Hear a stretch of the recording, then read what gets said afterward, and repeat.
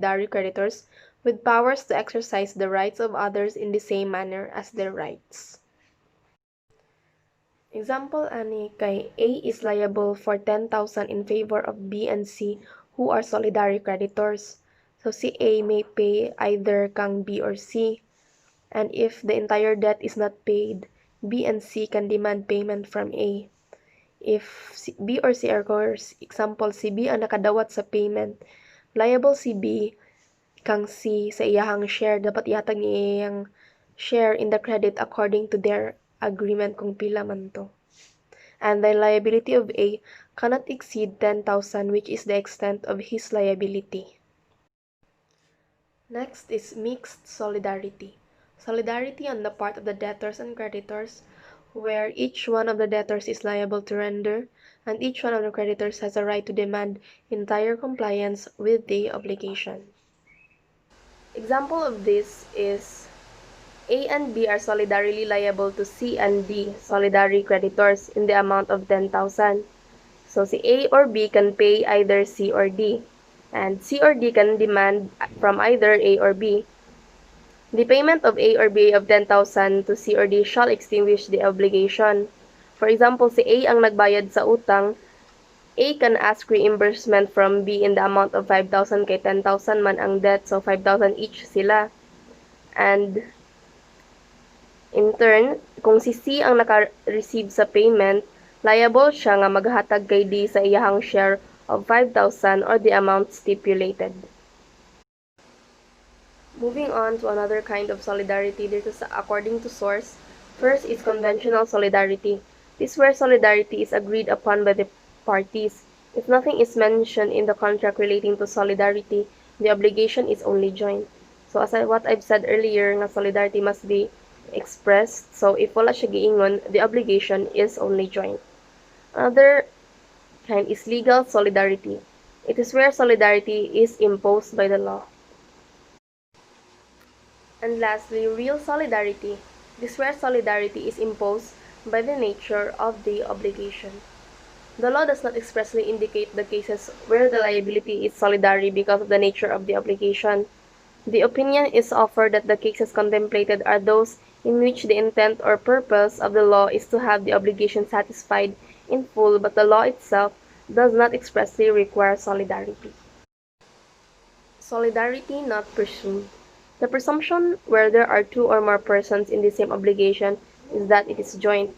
The reason is that the solidary obligations are very burdensome, for they create unusual rights and liabilities. The solidarity between debtors increases their responsibility, while solidarity between creditors increases the right of each creditor. So the law tends to favor the debtors in presuming that they are bound jointly and not solidarily. So moving on to Article 1209. If the division is impossible, the right of the creditors may be prejudiced only by their collective acts, and the debt can be enforced only by proceeding against all the debtors. If one of the latter should be insolvent, the other shall not be liable for his share. Joint indivisible obligation. The obligation is joint because the parties are merely proportionately liable. Kaya diba ang joint obligation kay nalang sila portion na bayaran.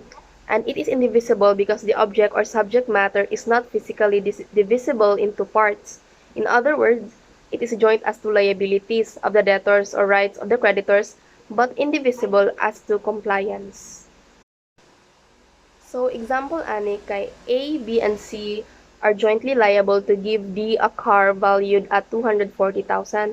So, a car is an indivisible thing. It cannot be divided. And on the date of delivery, A and B are willing to deliver, but C is not. So, in this case, D has no cause of action against C for the delivery of the car because as a joint debtor, C is only liable for a proportionate part of the obligation, which is 80,000, since it's 240,000 and tulo sila, so 80,000 each. Since the object, or which is the car, is indivisible, the debt can only be enforced by proceeding against all the debtors, for compliance is not possible unless they act together. And pursuant to Article 1224, the liability is converted into one for damages. So A, B, and C will be liable for 80,000 each, a total of 240,000, which is the value of the car, without increase of responsibility for A and B. C, the unwilling debtor shall be liable for the damages to D for having violated the obligation.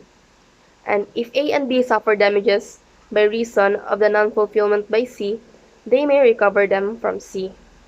Should any one of the debtors be insolvent, the others are not liable for their share. So si D maghulat siya hantod nga ang insolvent debtor kay makabayad na. Another example is that there are two creditors, example D and E, and one debtor, which is A. The obligation can be performed only by delivering the car to them jointly. A can insist that both D and E together accept the car, and if either of them refuses to join the other, A may legally refuse to deliver the car. He may deposit the car in court by way of consignation.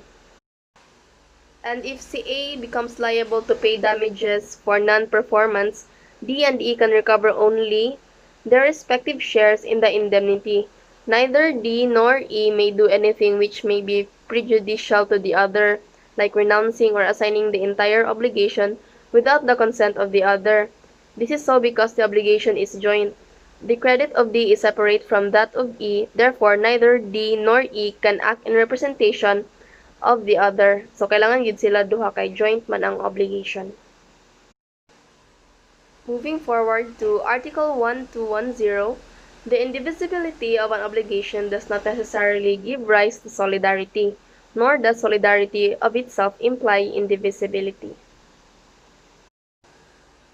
Indivisibility and solidarity distinguish.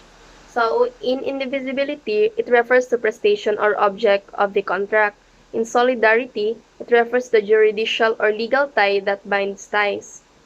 And in indivisibility, it does not require plurality of subjects or parties.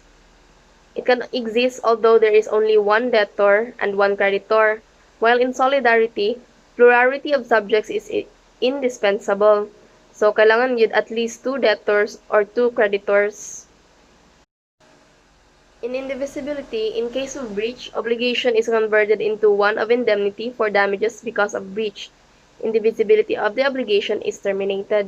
In solidarity, when there is liability on the part of the debtors because of the breach, the solidarity among the debtor remains. So, sa indivisible obligations, the others are not liable in case of insolvency of one debtor, while in solidarity, ang insolvency sa isa ka debtors kay sa loan sa other debtors and they are proportionately liable.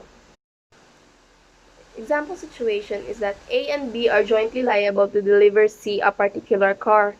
Here, the prestation is indivisible kay car man ilang gina-deliver, but the liability of A and B is joint. So, muna siya ang ginatawag nga joint indivisible obligations. Another situation is if A and B oblige themselves solidarily to give the car to C, we have a solidary indivisible obligation. The obligation is indivisible and the liability of A and B is solidary.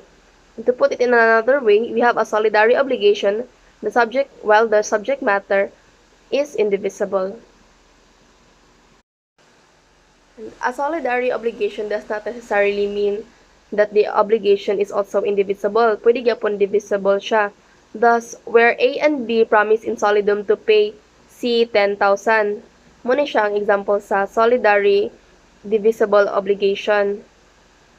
And now, if A and B are jointly liable to pay C 1,000, muna siya ang joint divisible obligation. The liability of A and B kay joint, while it is a divisible obligation because money is divisible.